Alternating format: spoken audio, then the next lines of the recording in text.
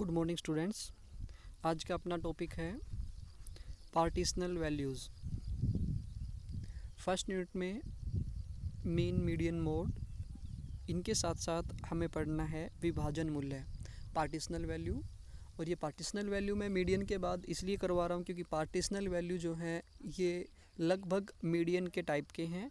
जैसे हमने कल के टॉपिक में मीडियन का रिवीजन किया है, उसी के साथ साथ आज हम इन पार्टिशनल वैल्यू के बारे में जानेंगे कि आंकड़ों को अगर हमें इक्वल डिवाइड करना हो तो हम किस प्रकार, किस विधि से और कितने भागों में बांट सकते हैं।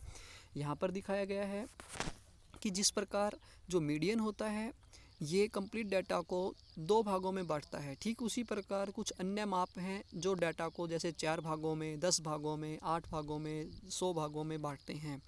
इनको हम विभाजक मूल्य कहते हैं। इनमें चतुर्थक, जिसको क्वार्टाइल्स बोला जाता है, ये आंकड़ों को 4 भागों में बांटता है। दशमक, जिसे डेसाइल कहा गया है, ये 10 भागों में बराबर बराबर बांटता है। और शतमक, जिसे परसेंटाइल कहा जाता है, ये आंकड़ों को 100 बराबर भागों में बांटने का काम करता है। यहाँ पर हम देखते हैं सबसे पहले क्वार्टाइल क्या है। क्वार्टाइल चतुर्थक किसी श्रेणी को 4 बराबर भागों में बांटते हैं। चतुर्थक 3 प्रकार के होते हैं, Q1, Q2 और Q3। लेकिन Q1 को निम्न चतुर्थक यानी लोअर क्वार्टाइल तथा फर्स्ट क्वार्टाइल भी कहा जाता है, जो कि पहले 25% डाटा को शो करता है। Q सेकंड जो होता है ये क्वार्टाइल सेकंड कहलाता है, लेकिन ये मीडियन के इक्वल होता है, इसलिए इसको आइडेंटिफाई नहीं किया जाता है। हम जब मीडियन आइडेंटिफाई करते हैं वो Q सेकंड ही होता है। Q3 तीसरा क्वार्टाइल या अपर क्वार्टाइल कहा जाता है, जो 75% डाटा को शो करता है। यहाँ से इसके अगर फर्स्ट 25% डाटा हमें निकालना हो, ये डाटा जो है ये 25% डाटा है, ये Q फर्स्ट से निकलता है। फिर यहाँ पे 50% डाटा इक्वल टू मीडियन हो जाता है। और ये नेक्स्ट जो डाटा आता है ये 75% डाटा को शो करता है, जिसको हम Q3 से दिखाते हैं। तो इस प्रकार ये सारी वैल्यूज़ जो हैं क्वार्टाइल कहलाती हैं। लेकिन क्वार्टाइल में हम बात कर रहे हैं Q सेकंड जो है वो मीडियन के इक्वल होता है, तो उसको आइडेंटिफाई नहीं किया जाता, इसलिए Q1 और Q3 लोअर क्वार्टाइल और अपर क्वार्टाइल ही निकाले जाते हैं। क्वार्टाइल के बाद हम बच्चों बात करते हैं डेसाइल के बारे में। दशमक किसी श्रेणी को 10 बराबर भागों में बांटता है। डेसाइल को D से शो किया जाता है, D1, D2 dot dot dot D9 तक इसकी वैल्यू निकाली जाती हैं। लेकिन इसमें भी जो D5 है वो इक्वल होता है मीडियन के। ये किसी आंकड़ों को अगर एक श्रेणी है उसके हम इक्वल पार्ट करते हैं तो जो बीच की वैल्यू होती है जो 50% डाटा को दिखाएगी वो मीडियन के इक्वल ही मानी जाती है, इसलिए D5 की वैल्यू भी नहीं निकाली जाती है। ये इनको ज्ञात करने के लिए फॉर्मूला दिया गया है। देखिए हम फॉर्मूला देखते हैं इनके अंदर। सबसे पहले क्वार्टाइल का है, फिर हम डेसाइल का फॉर्मूला देखते हैं इसके अंदर।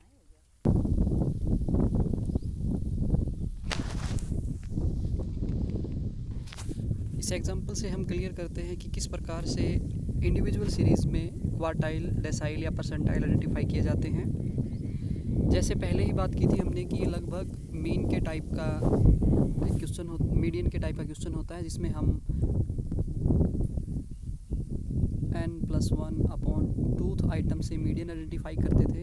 यहाँ पर हमें यही फॉर्मूला ध्यान रखना है। दूसरा मीडियन का एक और स्टेप था जिसमें हमने बात की थी असेंडिंग और डिसेंडिंग ऑर्डर में सेट करके। जैसे ये डाटा दिया गया है, इस डाटा को सबसे पहले असेंडिंग ऑर्डर में सेट किया गया है।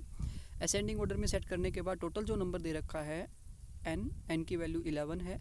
अब यहाँ पर हम अगर क्वार्टाइल फर्स्ट निकालने बैठेंगे इसका, तो Q1 निकालना है हमें। Q1 का जो फॉर्मूला होगा, देखिए जैसे मीडियन डिवाइड 2 करता है, क्योंकि पूरे डाटा को वो 2 पार्ट्स में डिवाइड कर रहा है, इसी प्रकार जो क्वार्टाइल्स हैं उनमें हमें n+1/4 करना पड़ेगा, क्योंकि वो 4 पार्ट में डाटा को डिवाइड करता है। इसी प्रकार डिसाइल हम निकालेंगे तो उसमें हमें /10 करना पड़ेगा। परसेंटाइल निकालेंगे तो /100 करना पड़ेगा। जो जितने प्रकार से डाटा को डिवाइड करता है हमें उतने ही भागों में उसको डिवाइड करना पड़ेगा। यहाँ से आगे हम देखते हैं इसको।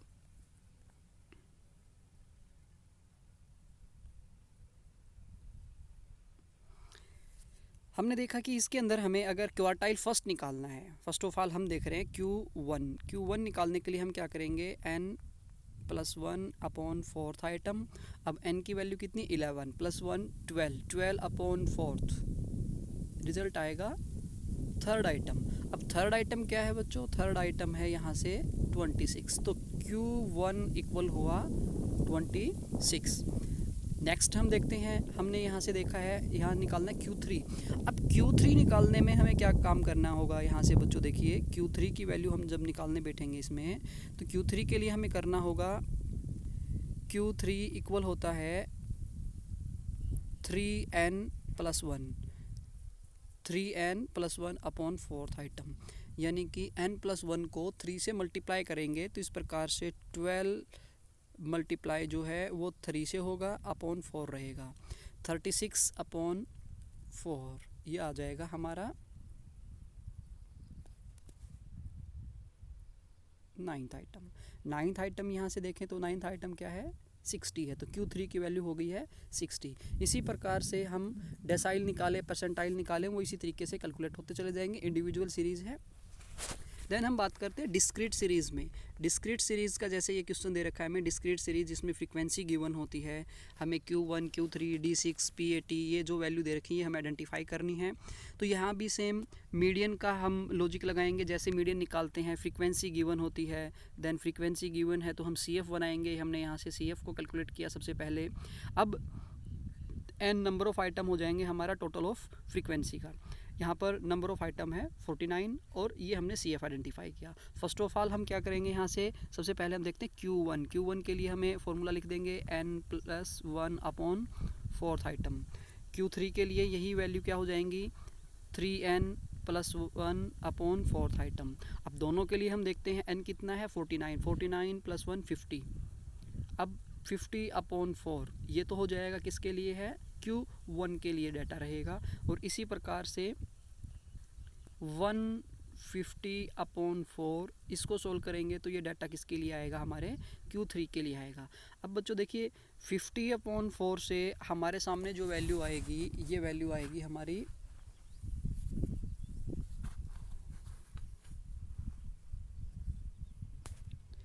12.5। Q1 के लिए हमने देखा 12.5 आइटम।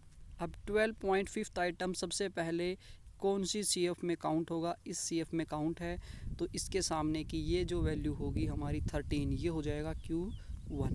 अब फिर हमारा आया था 150/4, अब 150 को 4 से डिवाइड करेंगे तो हमारी वैल्यू कहाँ पहुँचेंगी हम वो देखते हैं, तो वो आ जाएगी लगभग हमारी 150 को 4 से करते तो वो इस CF के अंदर काउंट हो जाएंगी।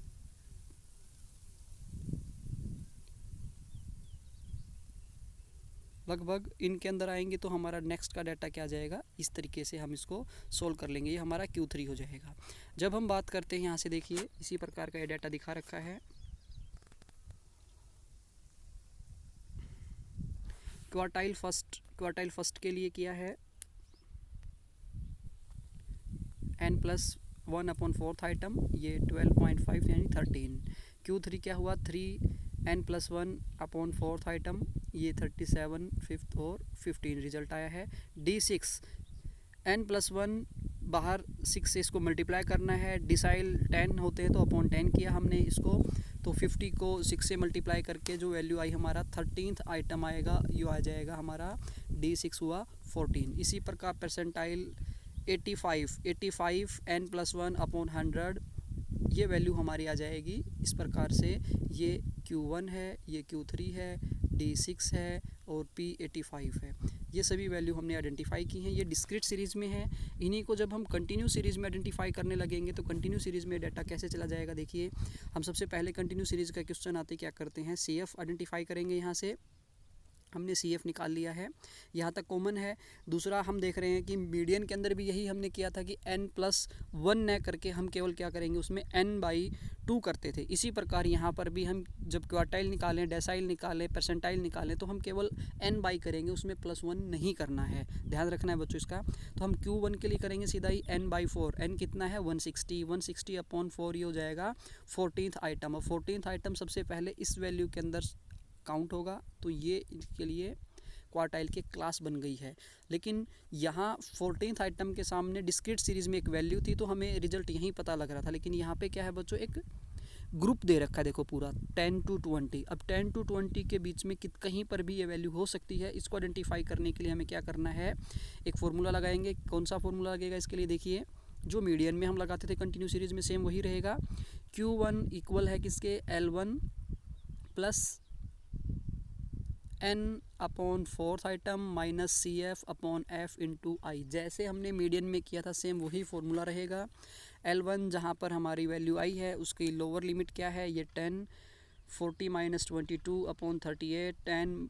ये जो वैल्यू आई टोटल हमारी सोल्व होकर के Q1 का रिजल्ट आ जाएगा, जो 10 से 20 के बीच में वेरी करता है। तो ये हो गया 14.174।